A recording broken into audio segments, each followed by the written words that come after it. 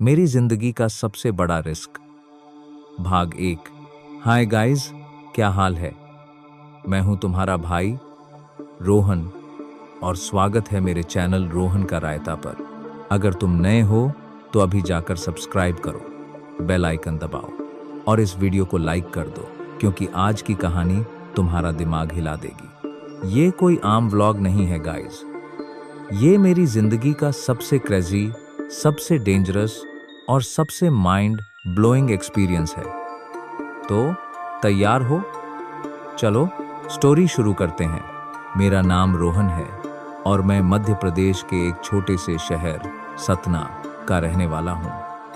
हमारा शहर छोटा है लेकिन मेरे सपने बड़े हैं। मैं बचपन से यूट्यूबर बनना चाहता था।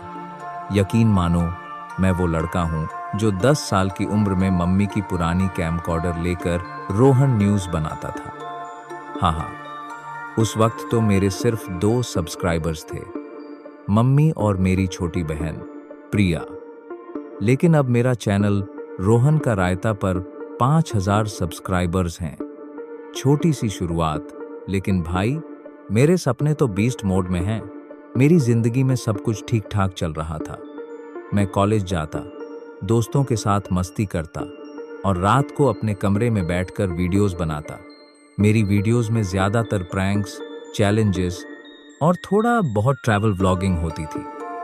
लेकिन एक दिन कुछ ऐसा हुआ कि मेरी पूरी जिंदगी बदल गई।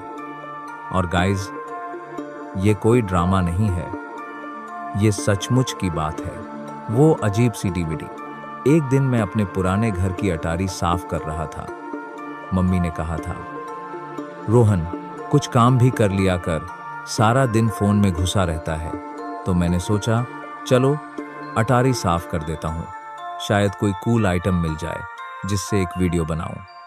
अटारी में धूल, मिट्टी, पुराने ट्रंक और टूटी फूटी चीजों का ढेर था। तभी मेरी नजर एक पुराने धूल भरे बक्से पर पड़ी।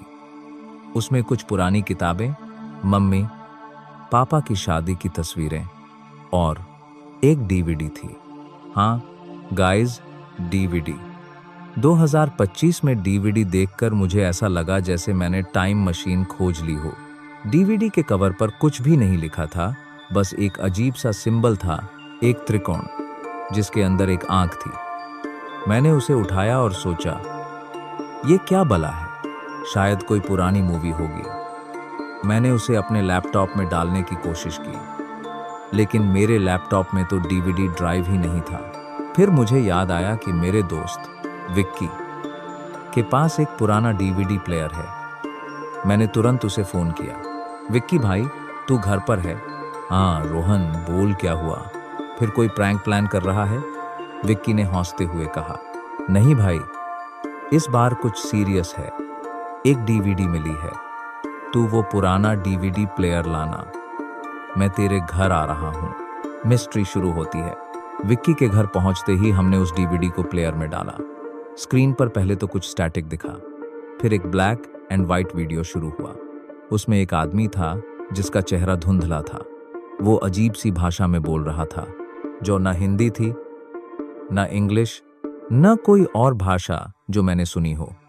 लेकिन बीच बीच में कुछ नंबर सुनाई दे रहे थे, 12, 45, 78 और फिर स्क्रीन पर वही त्रिकोण वाला सिंबल आया।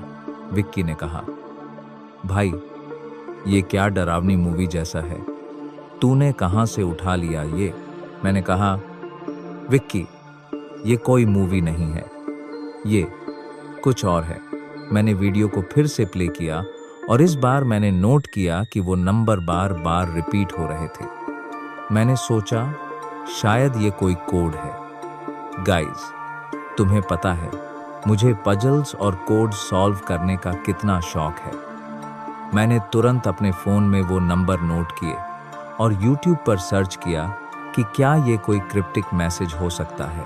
पहला ट्विस्ट, रात के 2 बज रहे थे और मैं विक्की के साथ उस कोड को सॉल्व करने की कोशिश कर रहा था।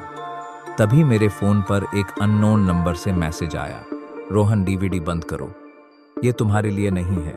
मेरा दिल धक धक करने लगा। मैंने विक्की को मैसेज दिखाया। उसने कहा, भाई ये कोई प्रैंक होगा, तूने तो किसी को बताया भी नहीं। लेकिन मेरे दिमाग में सवाल घूम रहे थे, ये नंबर किसका था? किसी को कैसे पता कि मैं ये डीवीडी देख रहा हूँ? और सबसे बड़ा सवाल, ये डीवीडी मेरे घर की अटारी में कैसे आई? मैंने उस नंबर पर कॉल करने की कोशिश की, लेकिन वो स्विच ऑफ था।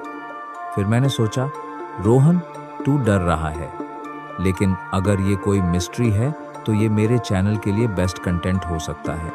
मैंने तुरंत कैमरा ऑन किया और व्लॉगिंग शुरू कर दी। हाय गाइस, रात के 2 बज रहे हैं और मेरे साथ कुछ बहुत अजीब हो रहा है।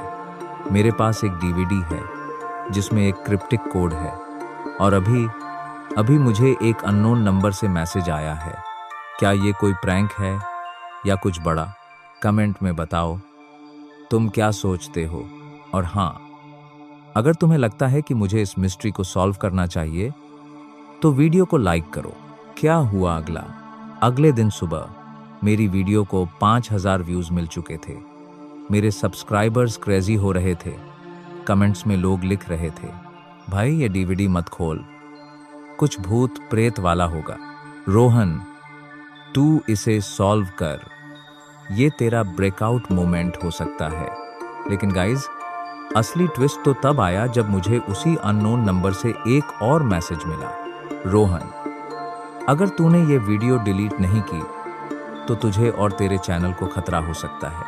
अब मैं सचमुच डर गया था, लेकिन साथ ही मेरे दिमाग में एक बात और थी, अगर मैं इस मिस्ट्री को सॉल्व कर लूं तो मेरा चैनल रातों रात फेमस हो सकता है।